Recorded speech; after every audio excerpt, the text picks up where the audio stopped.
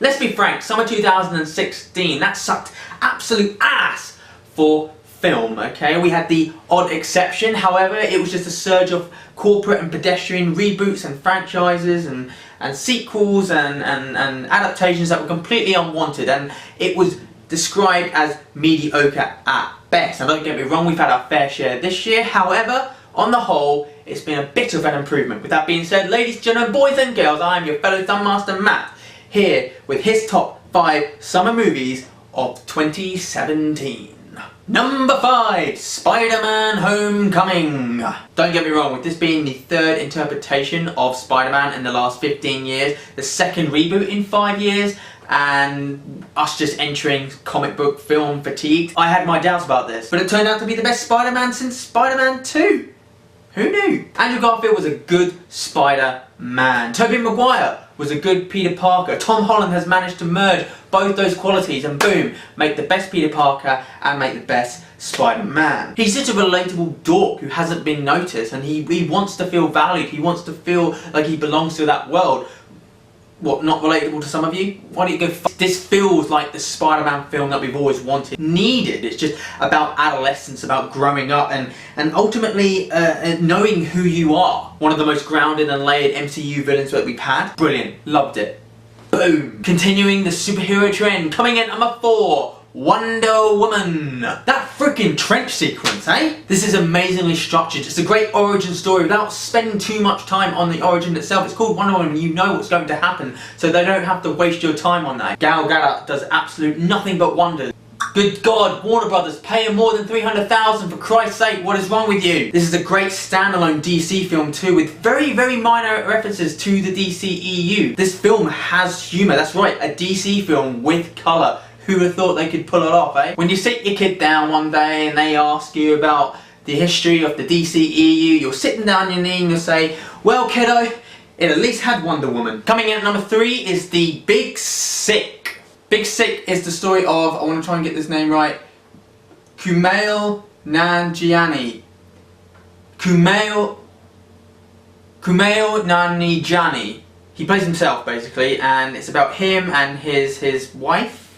Are they fucking married now or some shit like that? So it's about their relationship and about how they met. He meets her at a stand-up gig he was performing at. They end up having sex and kicking it off. And then one day they have a massive row and she ends up going into hospital.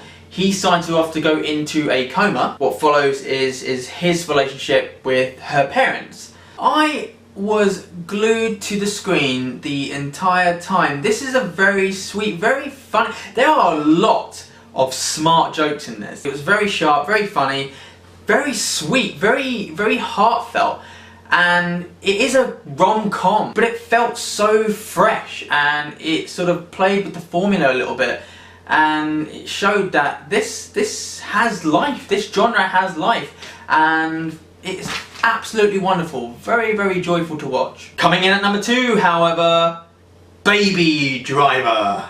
I don't know how I can sum this up briefly. This film is absolutely Edgar Wright's finest flick since Shaun of the Dead. This has everything that you want from a summer blockbuster. It has car chases, gunfights, awesome soundtrack, humour, a protagonist you are rooting for with redeeming qualities, with a little bit of an edge. Love. Every direction is meticulously choreographed to an awesome soundtrack.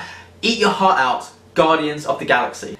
Absolutely stunning. Coming in at number 1, Detroit. And yes, it does count. This came out on the 25th of August. Technically, it came out within the summer. This counts, and yes, it doesn't necessarily have the conventional summer appeal that you want from a summer blockbuster. It's about racial discrimination. It's very uncomfortable to watch, very disturbing. It does have completely compelling performances, especially from Will Poulter. This is set during the 12th Street riots in Detroit. If Will Poulter does not get nominated for an Oscar for his performance in this film, I think that is absolutely justifiable for another riot itself. I'm joking.